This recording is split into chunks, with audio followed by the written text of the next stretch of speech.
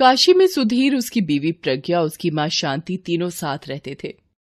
प्रज्ञा और सुधीर शांति के साथ बिल्कुल अच्छा बर्ताव नहीं करते थे।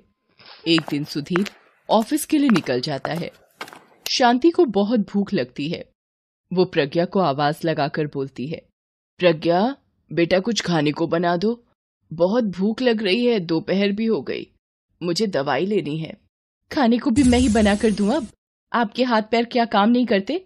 दिन भर परेशान कर देती हो, दिमाग खराब कर दिया है, कुछ तो काम कर लिया करो।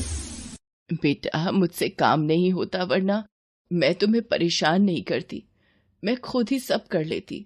हाँ हाँ, खाना खाने को बोल दो, भर भर कर खा लोगी, थोड़े से काम का बोल दो, हाथ पैर नहीं चलते इनके। इतना बोलकर प्रज्ञा खुद के लिए मैगी बनाकर अपने कमरे में ले जाती है और मैगी खाते खाते फोन चलाने लग जाती है। शांति भूखी ही रोते रोते अपने कमरे में जाकर सो जाती है। शाम को सुधीर नौकरी से आकर अपने कमरे में जाकर सो जाता है। शांति भूखी प्यासी सोई रहती है। उससे कोई कुछ पूछने नहीं आता। दूसरे दिन शांति की तबीयत खराब हो जाती है। शांति सुधीर के पास जाती है और बोलती है, बेटा मेरी तबीयत आज कुछ ठीक नहीं है और मेरी शुगर की दवाई भी खत्म हो गई है, जरा बाजार जाकर ला दो। अरे माँ, तुम्हें पता है ना खर्चे कितने बढ़ गए हैं, मैं परेशान हो गया हूं इन रोज रोज के खर्चों से। खैर आपकी दवाई लाकर दे दूंगा मैं, लेकिन शाम को ऑफिस से लौटते समय। और सुनो माँ, प्लीज तुम्हारे हाथ जोड़ रहा हूं, प्रज्ञा को परेशान मत करना, वो बेचारी थक जाती है पूरे दिन घर का काम करते करते। पर बेटा मैंने कहाँ परेशान करा बहू को। चुप करो माँ, तुम्हारी नीयत और सीरत मैं अच्छे से जानता हूं, तुम बस चुपचाप एक कोने में पड़ी रहा करो बस। सुधीर अपनी माँ को बुरा भला कहकर ऑफिस चला जाता है। शाम को घर लौटता है। प्रज्ञा टीवी पर सीरियल देखते देखते फोन चला रही थी। शांति सोफे पर चुपचाप बैठी सुधीर का रास्ता देख रही होती है। सुधीर जैसे ही अंदर आता है, शांति उसके लिए पानी लेकर आती है और बोलती है, ले बेटा पानी पी ले, थक गया होगा ना। हाँ हाँ P low Sudhir P low, तुम्हारी माँ को ही तुम्हारी फिक्र है बस, मैं तो कभी तुम्हारे बारे में सोचती ही नहीं हूँ। ऐसा नहीं है बहू, तुम टीवी देख रही थी इसलिए मैंने पानी दे दिया, आखिर मेरा बेटा है। अरे सब समझती हूँ मैं, आपकी हरकतें कितनी चालबाज हैं आप, घर में फूट पड़वाना चाहती हो। ऐसा कुछ नहीं है बहू। सुधीर बेटा तू समझा बहू को कुछ, ये क्या कुछ बोल रही है। क्या समझाऊं है, क्या समझाऊं, सही तो बोल रही है, कोई काम होता नहीं तुमसे और मुझे देखकर सब काम खुद करने लग जाती हो। मुझे तो समझ नहीं आता कि कैसे झेलूंगा मैं तुम्हें माँ। मैं तो कहती हूँ इनको ना किसी वृद्धाश्रम में छोड़ाओ, जान खा रखी है इस बुढ़िया ने। हाँ सुबह ही किसी वृद्धाश्रम में ले जाता हूँ। बेटा मैं तुझे छोड़कर कहीं नहीं जाना चाहती, मुझे अपने से दूर मत कर, मैं मर जाऊंगी। तुम्हें जाना ही पड़ेगा माँ, तुम इस घर में रहने लायक नहीं हो, तुम्हें इज्जत की रोटी हजम नहीं होती माँ, और ना तुम हमें ठीक से रोटी खाने देती हो। सुधीर की बातें सुनकर शांति रोते रोते बोलती है, बेटा तू मुझे मेरे ही घर से निकालना चाहता है, ये घर मैंने मेरी मेहनत से बनाया और यादों से सजाया है, मेरी जान बसती है इस घर में, मुझे मत निकाल बेटा। तो हम इस घर को छोड़ देंगे बस, यही चाहती हो ना आप?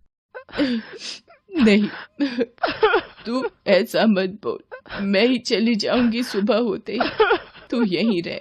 प्रज्ञा और सुधीर शांति की बात सुनकर खुशी खुशी अपने कमरे में सोने चले जाते हैं। शांति रात भर रोती रहती है। दूसरे दिन सुबह सुधीर शांति को उसके कमरे से बुलाता है। चल माँ चल, तुझे छोड़कर आता हूँ वृद्धाश्रम। नहीं बेटा, तू कहाँ परेशान होगा, मैं खुद ही चली जाऊंगी। शांति खुद ही शहर के वृद्धाश्रम में रहने चली जाती है। थोड़ा समय बीत जाता है। एक दिन सुधीर और प्रज्ञा लंच के लिए अपने दोस्त विजय को अपने घर बुलाते हैं।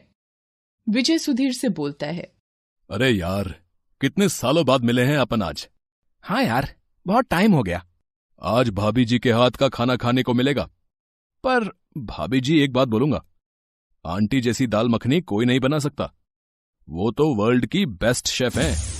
क्यों है ना सुधीर? हाँ यार। वैसे यार सुधीर, आंटी हैं कहाँ, दिखाई नहीं दे रही हैं? यार मैं और प्रज्ञा उनसे परेशान हो गए थे यार, परेशान कर दिया था उन्होंने दिन भर यार, खाना दवाई और कुछ नहीं। कितनी महंगी दवाइयां आती थी उनकी, तुझे तो पता ही है। तुझसे ही तो मंगवाता था मैं दवाइयां। हाँ सही बोल रहा है तू, पर जिसे तू नॉर्मल शुगर की दवाई समझकर मंगवाता था ना, वो तेरी माँ का तुझे दिया गया ऐसा कर्ज है जो तू कभी नहीं चुका सकता। मतलब क्या बोल रहा है तू? है मैं कुछ समझा नहीं यार। वही तो प्रॉब्लम है सुधीर, तू कभी आंटी के मन को समझ ही नहीं पाया। उनके मन में सिर्फ तेरे लिए प्यार था, और ये तेरी जिंदगी जो है ना, ये उसी दिन खत्म हो जाती जब तू 9 साल पहले हॉस्पिटल में एडमिट हुआ था। जिस माँ ने तुझे ये बोला था ना, हॉस्पिटल में बेटा परेशान मत हो, नॉर्मल पथरी का ऑपरेशन है, उस माँ ने अपनी जान की परवाह न करते हुए तुझे एक किडनी दी थी। वो चाहती तो उस वक्त अपनी फिक्र करके तुझ जैसी औलाद को मरने देती, पर उन्होंने तुझे बचाया। और थू है तुझ पर सुधीर, थू है, क्योंकि जिस इंसान ने देवी समान अपनी बूढ़ी मां को घर से निकाल दिया, मैं उस इंसान के घर का खाना भी नहीं खाऊंगा। छी, इतना गिरा हुआ नहीं हूं मैं। विजय उठकर वहां से चला जाता है। विजय की बातें सुनकर सुधीर की आंखों से आंसू बहने लगते हैं। तभी सुधीर की डोरबेल बजती है। सामने प्रज्ञा की माँ विमला रोते रोते प्रज्ञा के गले लगती है और बोलती है, बेटा, तेरे भाई भाभी ने मुझे घर से निकाल दिया। वो ऐसा कैसे कर सकते हैं? उन्हें जैसे ही पता चला कि तूने अपनी सास को घर से निकाल दिया, उन्होंने भी तेरी बूढ़ी माँ को निकाल दिया। तेरे कर्मों की सजा मुझे भुगतनी पड़ी। जा, तू अपनी सास को वापस घर ले आ। हाँ माँ, मैं और सुधीर कल ही माँ को वापस लेकर घर आ जाएंगे। आप अंदर आ जाइए। प्रज्ञा और सुधीर दूसरे दिन ही सुबह सुबह शांति को लेने आश्रम पहुँच जाते हैं। आश्रम में शांति की तबीयत बहुत खराब होती है और वो बस सुधीर को ही याद करती रहती है। डॉक्टर सुधीर को देखते ही बोलते हैं, कैसे बेटे हैं आप, जो अपनी माँ को इतनी तकलीफ में भी यहाँ छोड़ गए?